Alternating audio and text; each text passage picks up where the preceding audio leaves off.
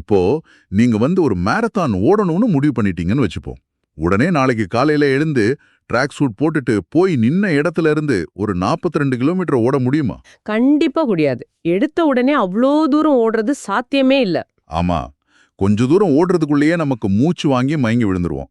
ஆனா பல வருஷங்களா சிறுக சிறுக பயிற்சி எடுத்து நம்ம உடம்பையும் மனசையும் தயார்படுத்தினா அந்த இலக்க அசால்ட்டா கலக்க முடியும். நிச்சயமா முடியும். நாம இன்னைக்கு பார்க்க போற இந்த ஆழமான அலசலும் கிட்டத்தட்ட இந்த மாரத்தான் பயிற்சி மாதிரி தான்.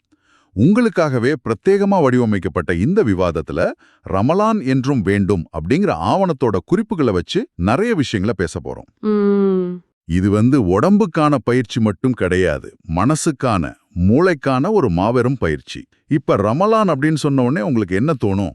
காலையில சீக்கிரம் எழுந்து சாப்பிடுறது, பகல் முழுக்க தண்ணி கூட குடிக்காம இருக்கிறது, சாயங்காலம் நோன்பு திறக்கிறது, இப்படி ஒரு கடுமையான டயட் முறை மாதிரி தான் நமக்கு தோணும். கரெக்ட். ஆனா இந்த ஆவணத்தோட முதல் வரியிலேயே ரொம்ப அழகா சொல்லியிருக்காங்க, இது பசியோட பயணம் கிடையாது, இது ஒரு உள்ளத்தின் சீரமைப்பு அப்படின்னு. இன்னைக்கு நாம இந்த கான்செப்டுக்குள்ள ரொம்ப ஆழமா போக போறோம். மனித உளவியலையும் சுய கட்டுப்பாட்டையும் ஒரு 30 நாள் எப்படி முற்றிலுமா மாத்தி அமைக்குது அப்படிங்கறத அலச போறோம். அதாவது இத வெறும் ஒரு மத ரீதியான கடமை, ஒரு சடங்கு அப்படின்னு சுருக்கி பார்க்கவே முடியாது. இன்னைக்கு நம்ம வாழ்ந்துட்டு இருக்கிற இந்த நவீன உலகத்தை கொஞ்சம் யோசிச்சு பாருங்களேன். சொல்லுங்க. சோஷியல் மீடியால ஒரு ரீல்ஸை பார்க்க ஆரம்பிச்சா மணிக்கணக்கா ஸ்க்ரோல் பண்ணிட்டே இருக்கும். உண்மைதான், டைம் போறதே தெரியறதில்ல. ஆமா, அப்புறம் எதை வேணும்னாலும் அடுத்த நிமிஷமே ஆன்லைன்ல ஆர்டர் பண்ணி வாங்கிடலாம் அப்படிங்கிற ஒரு அதீத நுகர்வு கலாச்சாரம். நாம எல்லாருமே ஏதோ ஒரு வகையில இந்த உலக ஆசைகளுக்கும் நம்மளோட டிஜிட்டல் ஸ்கிரீனுக்கும் அடிமையா தான் கிடக்குறோம். கரெக்ட். இப்படியான ஒரு காலகட்டத்துல தங்களை இந்த அடிமைத்தனத்திலிருந்து விடுவிச்சுக்க 1400 வருஷ பழமையான ஒரு சுய கட்டுப்பாட்டு பயிற்சிய கோடிக்கணக்கான மக்கள் இன்னைக்கும் ரொம்ப சரியா செய்றாங்க அப்படிங்கிறது எவ்வளவு பெரிய உளவியல் பாடம். வாவ், ஆமா. இத உடலை வருத்துற ஒரு விஷயமா பார்க்காம நம்மோட ஆன்மாவை, மனச உலகத்துல இருக்கிற கவனச்சிதறல்கள்ல இருந்து விடுவிக்கிற ஒரு பயிற்சியா பார்க்கும்போதுதான் இதோட உண்மையான பிரம்மாண்டமும் உங்களுக்கு புரியும். சரி, இப்போ இது கொஞ்சம் விரிவாக பார்ப்போம். இந்த இடத்துல எனக்கு ஒரு விஷயம் ரொம்ப ஆச்சரியமா இருந்துச்சு. இஸ்லாம் தோன்றின உடனே நாளையிலேருந்து எல்லாரும் 30 நாள் பகல்ல சாப்பிடக்கூடாது அப்படின்னு ஒரே ராத்திரியில மக்கள் மேல ஒரு பெரிய சுமையா இதை திணிக்கல. கண்டிப்பா இல்ல. இதோட வரலாற்று பின்னணியை பார்த்தா இது எவ்வளவு மெதுவா ஒரு பெரிய உளவியல் தயாரிப்போட கொண்டு வரப்பட்டிருக்கு அப்படிங்கிறது புரியுது. அது ஒரு மிக முக்கியமான வரலாற்று பதிவு. மக்காவுல இஸ்லாம் தோன்றின அந்த ஆரம்ப காலகட்டத்தை எடுத்துக்கிட்டா அங்க ரமலான் நோன்பு அப்படிங்கிறது கடமையாக்கப்படவே இல்ல. அப்படியா? எடுத்த உடனே 30 நாள் நோன்பு கிடையாதா? கிடையாது. முகமது நபி ஸல்லல்லாஹு அலைஹி வஸல்லம் அவங்களும் அவங்களோட தோழர்களும் ஆரம்பத்துல ஒவ்வொரு மாசமும் வெறும் 3 நாட்கள் மட்டும்தான் நோன்பு வச்சிருக்காங்க. ஓஹோ. அதுபோக முஹர்ரம் மாசத்தோட 10ஆம் நாளான ஆஷுரா அன்னைக்கும் நோன்பு நோற்றிருக்காங்க. இத ஆயிஷா ரலியல்லாஹு அன்ஹா அவங்க அறிவிக்கிற சஹீஹ் புகாரி ஹதீஸ் மிக தெளிவா பதிவு செஞ்சிருக்கு. அதாவது நான் முதல்ல சொன்ன அந்த மாரத்தான் உதாரணம் மாதிரி எடுத்த உடனே பெரிய இலக்க கொடுக்காம சின்ன சின்னதா பழக்கி உடம்பையும் மனசையும் அந்த கட்டுப்பாட்டுக்கு தயார்படுத்திருக்காங்க. அதேதான். நீங்க யோசிச்சு பாருங்க, பல வருஷங்களா மக்காவுல இதுதான் நடைமுறையா இருந்திருக்கு. மக்கள் தங்களை சிறுக சிறுக இந்த பயிற்சிக்கு தயார்படுத்திட்டு இருந்திருக்காங்க. அதுக்கப்புறம் மக்காவிலிருந்து மதினாக்கு போன பிறகுதான், சரியா சொல்லணும்னா ஹிஜ்ரி 2ஆம் ஆண்டு ஷாபான் மாசத்துல தான் இது இஸ்லாத்தோட 50 தூண்கள்ல ஒன்னா மாறுது, ஒரு கட்டாய கடமையா ஆடுது. ஆமா, கட்டாயமாகப்பட்டது அப்போதான். இது ரொம்ப அற்புதமான ஒரு கிராஜுவல் அறிமுகம். மனித மனசோட இயல்பை நல்லா புரிஞ்சுக்கிட்டு வடிவமைக்கப்பட்ட ஒரு சிஸ்டம் மாதிரி எனக்கு தெரியுது. கண்டிப்பா. மனித மனசுக்கு திடீர்னு ஒரு பெரிய மாற்றத்தை கொடுத்தா அது சுலபமா ஏத்துக்காது. குரான்ல 2வது அத்தியாயம் 183வது வசனத்துல கூட ரொம்ப அழகா சொல்லப்பட்டிருக்கு. என்ன சொல்லப்பட்டிருக்கு? உங்களுக்கு முன்னிருந்தவர்கள் மீது கடமையாக்கப்பட்டது போல உங்கள் மீதும் கடமையாக்கப்பட்டுள்ளது அப்படின்னு சொல்லியிருக்காங்க. ஓ, அப்போ நோன்பு அப்படிங்கிறது மனித குலத்துக்கு புதுசு கிடையாது. கிடையாது. முந்தைய சமுதாய மக்களும் இதை ஏதோ ஒரு வகையில செஞ்சுட்டு தான் இருந்திருக்காங்க அப்படிங்கிற ஒரு வரலாற்று தொடர்பை இதை ஏற்படுத்துது. மனிதர்களோட பலவீனங்களை முழுமையா புரிஞ்சுக்கிட்டு அவங்களுக்கு ஒரு கூட்டு நம்பிக்கையை கொடுத்து அதுக்கப்புறம் தான் இந்த 30 நாள் பயிற்சியை முழுமையா அறிமுகப்படுத்துறாங்க. சரி, இவ்வளவு வருஷ பயிற்சிக்கு பிறகு இந்த 1 மாத நோன்பை கட்டாயமாக்குனதோட உண்மையான இலக்கு என்ன? ஏன்னா காலையில இருந்து சாயங்காலம் வரைக்கும் சாப்பிடாம இருந்தா எடை குறையும், அதுக்காக தான் இதை செய்யறாங்கன்னு நிறைய பேர் நினைக்கிறாங்க. ஆமா, அது ஒரு பொதுவான தப்பான எண்ணம். ஆனா இதோட மையப்புள்ளியே தக்வா அப்படின்னு சொல்லப்படுற ஒரு தனித்துவமான மனநிலையை அடைகிறதுக்கு தான குறிப்புகள் ரொம்ப தெளிவா சொல்லுது. இந்த தக்வா அப்படிங்கறத நம்ம எப்படி புரிஞ்சுக்கலாம்? இதுக்கும் பசிக்குமான சம்பந்தம் என்ன? தக்குவா அப்படிங்கிறத நாம தனிமையின் ஒழுக்கம் அப்படின்னு சுருக்கமா புரிஞ்சுக்கலாம். அதாவது உங்களை யாருமே பார்க்காதப்போ நீங்க எப்படி நடந்துக்கிறீங்க அப்படிங்கிறது தான் தக்குவா. ம், ஒரு நோம்பாளியே கொஞ்சம் கற்பனை செஞ்சு பாருங்க. நல்ல கோடை காலம், கடுமையான வெயில் வெளுத்து வாங்குது, தொண்டை காஞ்சு போய் உயிரே போற அளவுக்கு தாகம் எடுக்குது. அந்த நபர் தன்னோட வீட்ல தனியா இருக்காரு. சரி. அந்த அறையில அவரும் டேபிள் மேல இருக்கிற ஒரு குளிர்ந்த தண்ணீர் பாட்டிலும் மட்டும்தான் இருக்கு. அவர் அந்த தண்ணியை எடுத்து 1 மிடர் குடிச்சா கூட இந்த உலகத்துல யாருக்கும் தெரிய போறது கிடையாது. ஆனா அவர் அதை குடிக்க மாட்டாரு. ஆமா, ஏன் குடிக்க மாட்டார்? ஏன்னா உலகத்துல இருக்கிற மக்கள் பார்க்கலேனாலும் என்னை இறைவன் பார்க்கிறான் அப்படிங்கிற அந்த அசைக்க முடியாத உணர்வு அவருக்குள்ள இருக்கும். அதுதான், அந்த ஆழமான உணர்வு தான் நோம்போட உண்மையான வெற்றி. பகல் முழுக்க கடுமையான பசியோடும் தாகத்தோடும் இருந்துட்டு மத்த நேரங்கள்ல ஒருத்தன் பொய் சொல்றதையோ மத்தவங்கள பத்தி புறம் பேசுறதையோ மோசடி செய்யறதையோ விடலேனா அவன் பசியோடும் தாகத்தோடும் இருக்கிறதுல இறைவனுக்கு எந்த தேவையும் இல்ல அப்படின்னு முகமது நபி ஸல்லல்லாஹு அலைஹி வஸல்லம் அவங்க மிக கடுமையா எச்சரிச்சிருக்காங்க. இதுவும் சஹீஹ் புகாரில பதிவு செய்யப்பட்டிருக்கு இல்லையா? ஆமா, இதுல இருந்து என்ன புரியுதுன்னா நோம்போட நோக்கம் உங்க வயிற்ற காலியாக்குறது கிடையாது, உங்க உள்ளத்துல இருக்கிற தீய எண்ணங்களை காலியாக்கி அதை தூய்மையாக்குறது தான். ஆனா இங்கேதான் விஷயம் மிகவும் சுவாரஸ்யமாகுது. எனக்கு ஒரு தர்க்க ரீதியான கேள்வி வருது. எனக்கு பிடிச்ச ஒரு சாப்பாடு, எந்த தப்பும் இல்லாத அனுமதிக்கப்பட்ட, அதாவது ஹலால் உணவு, அதை நான் சாப்பிடாம எனக்கான தாகத்தை நான் அடக்கிக்கிறதுனால எப்படி என்னால பொய் சொல்றதையோ கோவப்படுறதையோ இல்ல தவறான காரியங்கள் செய்யறதையோ தவிர்க்க முடியும்? பசிய கட்டுப்படுத்துறதுக்கும் பாவங்களை தவிர்க்கிற மனவலிமைக்கும் உளவியல் ரீதியா என்ன தொடர்பு இருக்கு? இது ரொம்ப மிக சிறப்பான கேள்வி. நம்ம மூளை எப்படி பழக்க வழக்கங்களை கத்துக்குது, எப்படி இம்பல்ஸ் கண்ட்ரோல், அதாவது சுய கட்டுப்பாட்டை உருவாக்குது அப்படிங்கிற அறிவியலை நீங்க கவனிக்கணும். நம்ம மூளையில ப்ரீஃப்ரண்டல் கார்டெக்ஸ் அப்படின்னு ஒரு பகுதி இருக்கு. ஓகே. இதுதான் நாம ஒரு முடிவை எடுக்கவும் உணர்ச்சிகளை கட்டுப்படுத்தவும் உதவுது. ஒரு மனிதனுக்கு மிகவும் பிடிச்ச, அவனுக்கு எந்த தடையும் இல்லாத உணவையே அவனால 14 மணி நேரம் முழுமையா தொடாம இருக்க முடியுது. எனக்கு பசிக்குது, சாப்பாடு கண்ணெதிரே இருக்கு, இருந்தாலும் நான் தொடமாட்டேன்னு சொல்றான். அதேதான், அப்படி அவன் தன் மூளைக்கு பழக்கப்படுத்துறா. இது வெறும் பசியா அடக்கிறது கிடையாது. மூளையில இருக்கிற அந்த டோபமைன் தேடல, உடனடி ஆசைய அடக்குற ஒரு பிரம்மாண்டமான பயிற்சி. வாவ். அனுமதிக்கப்பட்ட ஒரு விஷயத்திலேயே அவனால இவ்வளவு பெரிய சுய கட்டுப்பாட்டை கொண்டு வர முடியுதுன்னா, தடுக்கப்பட்ட ஹராமாக்கப்பட்ட விஷயங்களை அவனால மிக எளிதா தவிர்க்க முடியும் அப்படிங்கிற ஒரு அதீத நம்பிக்கையை இந்த நோன்பு மூளைக்குள்ள விதைக்குது. ஆஹா, இது ரொம்ப சுவாரஸ்யமா இருக்கே. அதாவது எந்த தடையும் இல்லாத உணவை தவிர்ப்பது பின்னாடி வரப்போற பெரிய தவறுகளை தவிர்ப்பதற்கான ஒரு ட்ரைனிங் கிரவுண்டா செயல்படுது. கரெக்ட். ஏன் உயிர் வாழ்தலுக்கான பசியையே என்னால ஒரு கட்டுப்பாட்டுக்குள்ள வச்சுக்க முடியும்னா, ஒரு சின்ன கோபத்தையோ ஒரு தப்பான ஆசையோ என்னால வெல்ல முடியாதா அப்படிங்கிற ஒரு மனமாற்றம் மூளைக்குள்ள நடக்குது. இதத்தான் இஸ்லாத்துல தஸ்கியத்துன் நஃப்ஸ், அதாவது உள்ளத்தை கழுவுதல் அப்படின்னு சொல்றாங்களா? ஆமா, மனித மனம் இயல்பாகவே நிறைய உலக ஆசைகளாலையும் கோபத்தாலையும் பலவிதமான உணர்ச்சிகளாலையும் நிரம்பி வழிஞ்சுகிட்டு இருக்கு. நபி ஸல்லல்லாஹு அலைஹி வஸல்லம் அவங்க ரொம்ப அழகா சொல்றாங்க, நோன்பு ஒரு கேடயம் அப்படின்னு. ஒரு பாதுகாப்பு கவசம் மாதிரி. ஆமா, அது பாவங்கள்ல இருந்தும் தீமைகள்ல இருந்தும் மனிதனை காக்கிற கவசம். நம்பிக்கையோடும் நற்கூலியை எதிர்பார்த்தோம் நோன்பு நோற்பவரோட முந்தைய பாவங்கள் மன்னிக்கப்படும் அப்படிங்கிறது ஒரு ஆழமான ஆன்மீக வாக்குறுதி. இது ஆன்மீக ரீதியில நடக்கிற ஒரு முழுமையான கழுவுதல். ஒரு வருஷமா நம்ம மனசுக்குள்ள சேர்ந்த அழுக்குகளை போக்குற ஒரு ஆன்மீக சோப்புனே ரமதான சொல்லலாம். இதை கேட்கும்போது எனக்கு டக்குன்னு ஞாபகம் வருது, நம்ம கையில வச்சிருக்கிற ஸ்மார்ட் போன் தான். எப்படி சொல்றீங்க? இப்போ ஒரு ஸ்மார்ட் போனை நாம பல மாசமா தொடர்ந்து பயன்படுத்திட்டு இருக்கும்போது அதுல நிறைய கேட்ச் ஃபைல்கள், தேவையில்லாத டேட்டாக்கள் எல்லாம் சேர்ந்து அதோட வேகம் ரொம்ப குறைஞ்சிடும். அடிக்கடி ஹேங் ஆகும், பேட்டரி சீக்கிரம் தீர்ந்துடும். அப்போ நம்ம என்ன பண்ணுவோம்? ஃபேக்டரி ரீசெட் பண்ணுவோம். கரெக்ட். செட்டிங்ஸ்ல போய் ஒரு ஃபேக்டரி ரீசெட் கொடுப்போம். மொத்தமா எல்லா பழைய குப்பைகளையும் அழிச்சிட்டு போனை நம்ம புதுசா வாங்கும்போது எப்படி இருந்ததோ அதே நிலைக்கு கொண்டு வருவோம். ரமலான் அப்படிங்கிறதும் மனித உடலுக்கும் ஆன்மாவுக்கும் கொடுக்கப்படுற ஒரு ஃபேக்டரி ரீசெட் பட்டன் தான். இது எவ்வளோ பெரிய ஆச்சரியம்னு நீங்களே யோசிச்சு பாருங்க. ரொம்ப பொருத்தமான உதாரணம்.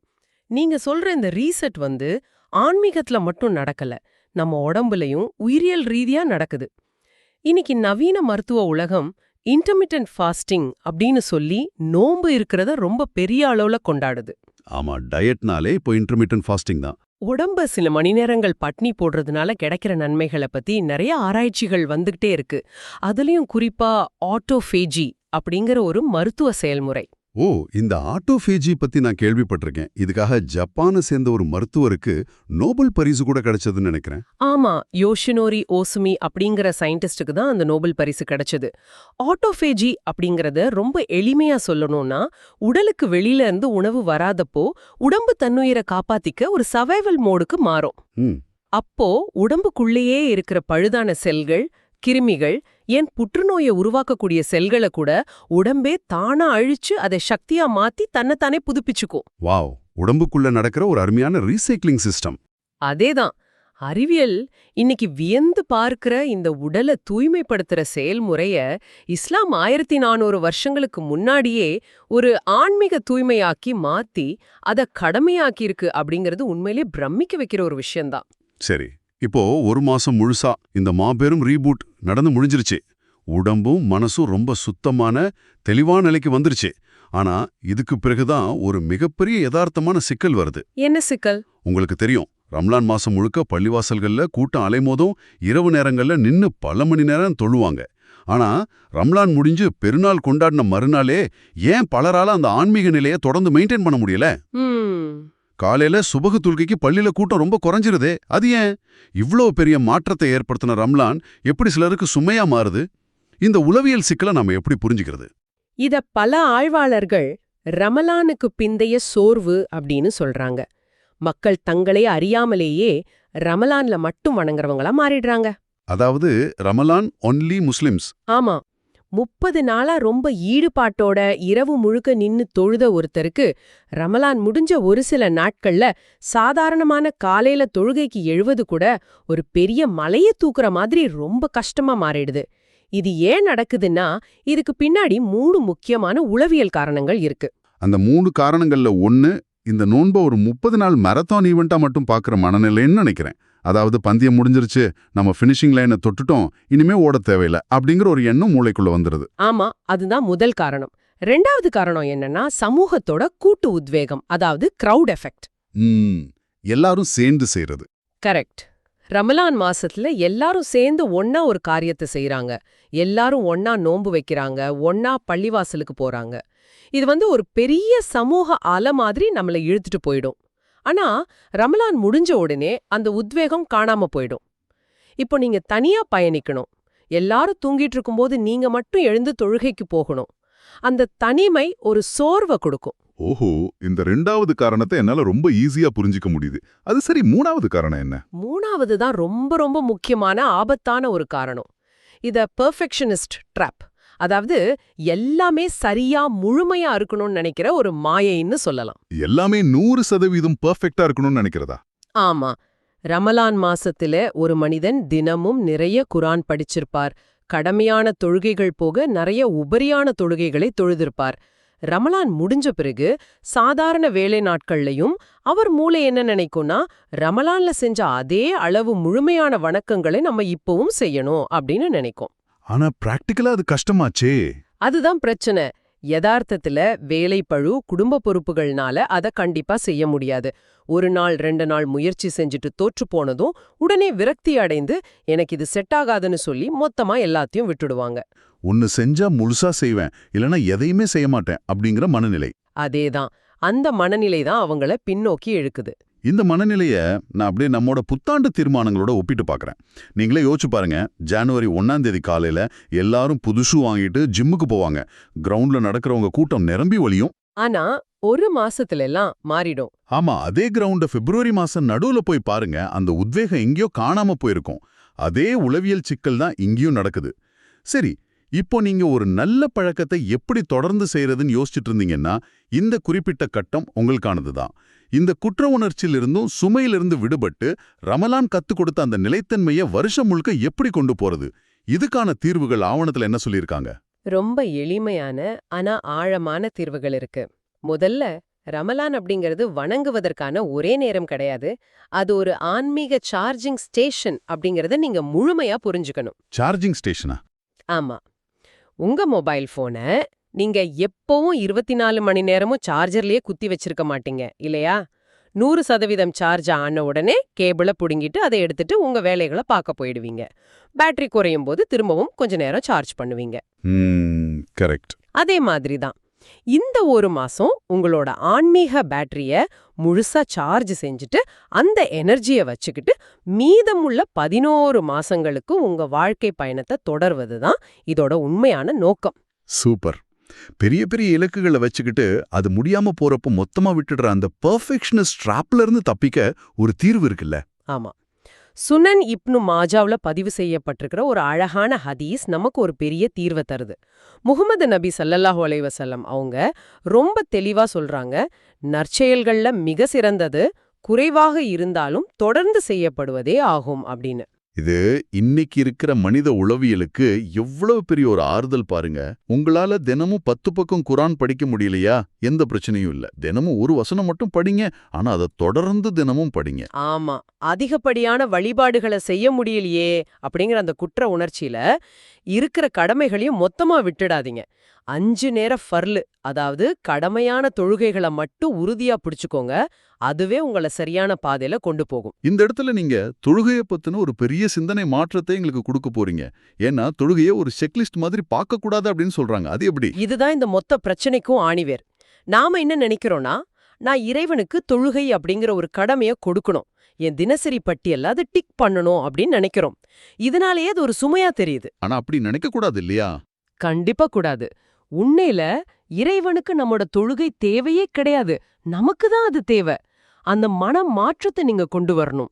ஒரு நாளைக்கு 5 முறை உங்க ஆபீஸ் வேலை, உங்க பொருளாதார நெருக்கடி, குடும்ப பிரச்சனைகள், மன அழுத்தம், இது எல்லாத்துல இருந்தும் கொஞ்ச நேரம் விலகி ஒரு 5 நிமிஷம் அமைதியா இறைவனோடு பேசுறதுக்கான ஒரு ஓய்வு நேரமா அதை பாருங்க. வாவ். அதாவது தொழுகை அப்படிங்கறது நீங்க சுமந்துட்டு போற ஒரு சுமை கிடையாது. உங்க உலக சுமைகளை நீங்க இறக்கி வைக்கிற ஒரு இடம். ரொம்ப அற்புதமான ஆழமான சிந்தனை இது. நிச்சயமா. நீங்க தொழுகைய ஒரு பழுவா பார்க்காம ஒரு ஆஸ்வாசமா பார்க்க ஆரம்பிச்சிட்டா அதுக்கப்புறம் அதை நீங்க விடவே மாட்டீங்க. சரி, நாம இந்த ஆழமான அலசலோட இறுதி பகுதிக்கு வந்துட்டோம். இதுவரைக்கும் நம்ம பேசினதை ஒரு சின்ன சுருக்கமா பார்த்தோம்னா, ரமலான் அப்படிங்கிறது வெறுமனே வருஷத்துக்கு ஒரு முறை கேலண்டர்ல வந்துட்டு போற மாசம் கிடையாது. அது பசியின் மூலமா மனித மனசை கட்டுப்படுத்தி யாரும் பார்க்காத தனிமையிலையும் முழுக்கத்தை கட்டுக் கொடுத்து மூளையோட டோப்பமைன் அடிமைத்தனத்தை உடைச்சு சின்ன சின்ன விஷயங்களை தொடர்ந்து செய்யறதன் மூலமா மிக பெரிய ஆன்மீக மற்றும் உடல் ரீதியான தூய்மையை தர்ற ஒரு 1400 வருஷ தொடர் பயணம். இது உங்களுடைய தனிப்பட்ட வாழ்க்கையிலையும் நீங்களாகவே ஒரு புதிய நல்ல பழக்கத்தை உருவாக்குவதிலும் எவ்வளவு பெரிய தாக்கத்தை ஏற்படுத்தும் அப்படிங்கறத நாம இன்னைக்கு ரொம்ப விரிவா பார்த்தோம். நிச்சயமா. இந்த சுய கட்டுப்பாடும் நிலைத்தன்மையும் மனித வாழ்க்கையோட ஒவ்வொரு கட்டத்துக்கும், குறிப்பா இந்த நவீன காலத்துக்கும் ரொம்ப ரொம்ப தேவையான ஒண்ணு. ஒரு சின்ன பழக்கமா தொடங்கி பசிய கட்டுப்படுத்தி அது எப்படி ஒரு மனிதனோட மொத்த பர்சனாலிட்டியிலேயே மறுவடிவமைப்பு செய்யுது அப்படிங்கறத இன்றைய விவாதம் ரொம்ப தெளிவா படம் பிடிச்சு காட்டுது. இறுதியா இந்த ஆழமான அலசலை முடிக்கும்போது உங்களுக்காக ஒரு கேள்வியை, ஒரு சிந்தனையை நான் முன்வைக்க விரும்புறேன். கொஞ்சம் பொறுமையா யோசிச்சு பாருங்க. 1 மாத காலம் உலகெங்கிலும் உள்ள பல கோடி மக்கள் எந்த ஒரு போலீஸ் கட்டாயமும் இல்லாம ஒன்றிணைந்து ஒரே நேரத்துல தங்களோட பசியையும் கோபத்தையும் உணர்ச்சிகளையும் சுயக்கட்டுப்பாட்டோட அடக்கி தங்களுக்குள்ளேயும் சமூகத்திலேயும் ஒரு மாபெரும் மாற்றத்தை உருவாக்க முடியுது அப்படின்னா, இத கொஞ்சம் ஆழமா யோசிக்கணும். ஆமா, இதே அளவிலான ஒரு மாபெரும் கூட்டு சுயக்கட்டுப்பாட்டை இன்னைக்கு நம்மள அடிமைப்படுத்தி வச்சிருக்கிற இந்த சோஷியல் மீடியா அல்காரிதங்கள் மீதோ அல்லது தேவையில்லாத பொருட்களை வாங்க தூண்டுற அதீத நுகர்வு கலாச்சாரம் மீதோ நாம பிரயோகித்தால் இந்த உலகம் எவ்வளவு பெரிய வியக்கத்தக்க மாற்றத்தை சந்திக்கும். கொஞ்சம் சிந்திச்சு பாருங்க. ரொம்ப ஆழமான ஒரு கேள்வி. நினைவிருக்கட்டும், நாம ஆரம்பத்துல சொன்னது போல இது ஒருபோதும் வெறும் டயட் பற்றியதோ பசியின் பயணம் பற்றியதோ அல்ல. இது ஒரு மாபெரும் உள்ளத்தின் சீரமைப்பு. அந்த சீரமைப்பை நீங்க உங்க வாழ்க்கையில எப்படி பயன்படுத்த போறீங்க அப்படிங்கிறது உங்க கைகள்ல தான் இருக்கு. இந்த ஒரு மிகப்பெரிய சிந்தனையோடு இன்றைய விவாதத்தை நாம நிறைவு செய்வோம். தொடர்ந்து இணைந்திருங்கள். உங்களின் நேரத்திற்கும் தேடலுக்கும் நன்றி.